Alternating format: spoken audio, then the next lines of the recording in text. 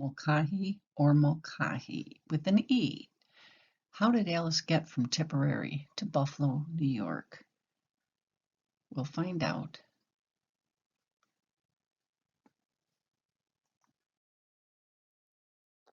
Working backwards, I found Alice was buried in St. Matthew's Cemetery on Clinton Street in West Seneca. She died as Alice Frank in 1933. There is a fence along the east side of the entrance road. Where the fence ends is where to stop and get out of your vehicle and walk into the second row. Stop, turn around facing the road and look down. You'll find Alice Frank's flat headstone.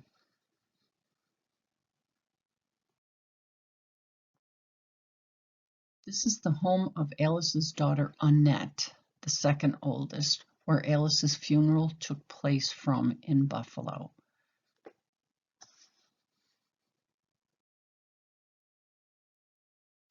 This new house stands on the lot where Alice last lived with Martin Frank at 399 Hickory Street in Buffalo. This photo was given to me by my Aunt Nanette, seated in the first row, second child from the left. My grandmother, Amy Ayres, is not in the picture because I believe she was in the hospital giving birth to my mother, Lillian, and it is possible that Martin Frank is the person behind the camera. The 1920 and 1925 U.S. federal censuses show how the family moved around quite frequently within Buffalo. In 1915, New York State Census shows that my grandfather, Malin, also known as Jimmy, had started his painting career. In 1914, Alice Ayres remarries after Laney Ayres died in an accident. This shows that it is her second marriage and that her previous husband is dead. Remember, we're working backwards. So in 1910, where were the children after Laney's death? They lived on Spring Street. In 1910, Frances is living with her aunt, and there are no children living with Frank and Alice. Again in 1910, this shows that Nettie Ayres, which was Annette, was living as an inmate in the home of the Good Shepherds. It's a home for girls that used to be in Buffalo. But my grandfather, James Ayres, Malin, has not been found in 1910. We go back to 1905. Laney Ayres' death in Buffalo, New York, is noted back in the newspaper of his hometown of Tunkhannock, Pennsylvania, where they got married.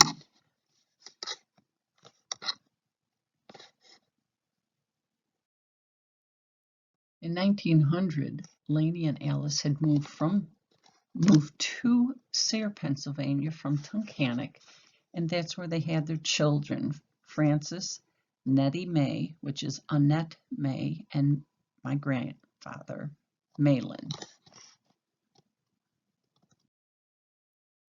In 1891, Alice Mulcahy married Laney L. Ayres in Tunkhannock, Pennsylvania. On the record, it shows both spellings of Mulcahy with and without the E. In 1883, still going backwards, Alice arrived with her sister Mary in New York City.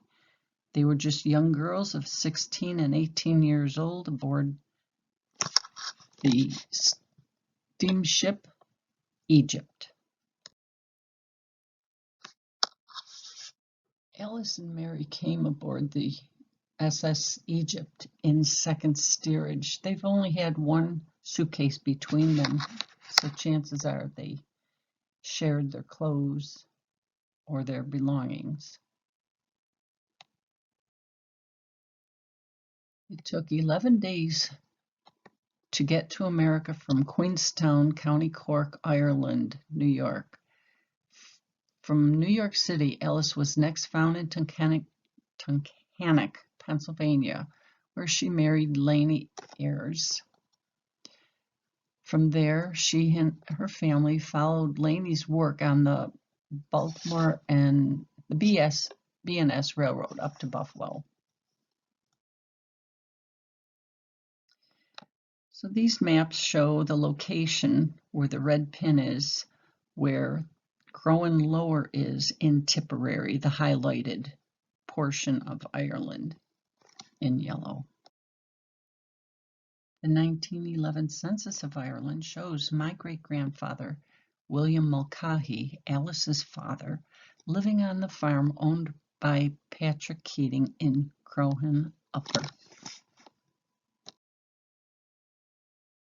This narrative gives a few more interpreted details to the 1901 and 1911 censuses of Ireland, and we are still working backwards.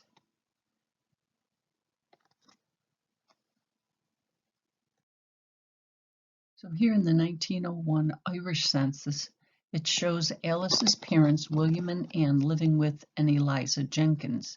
I am uncertain who this Eliza is, but will further my research to find her. The original church entry, compared to the transcribed baptismal record for Alice, gives hint that my Alice did not stay in Crowan to be confirmed or be married. She emigrated to America. Sometimes when information is transcribed, errors are made or carried through. Alice's year of birth was not 1871 as listed in her tombstone, and calendars were not commonly hung on everybody's kitchen wall.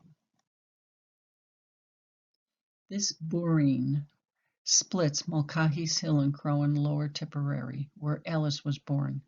Can you see my footprints? I've walked this many times in search of Alice's ancestral home. This is my quick story of how I found Mulcahy's Hill and who I met there. And I still am friends with Ned and Christina Morris of Crowan Upper. This is the rest of my story, and great friends were made when you venture to find them.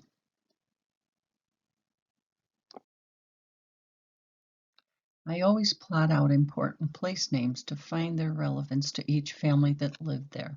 This is a 6-to-1 ratio of the Discovery series of Tipperary east of Cashel for my family. Some of the townlands are Killinall, Lismorta, Crowan Lower, Crowan Upper, Knocknahown, Ballingarry, Drangan, and Ballydonnell. You have to be careful because some of them are the same as parishes in records. In conclusion, spellings in genealogy can be elusive. Besides the E or no E in Mulcahy, I have a minimum of 22 spellings in my family surname of Ayres. So when you're researching, you can be influenced by ethnic accents, literacy, and even typos. Be careful and enjoy your journey.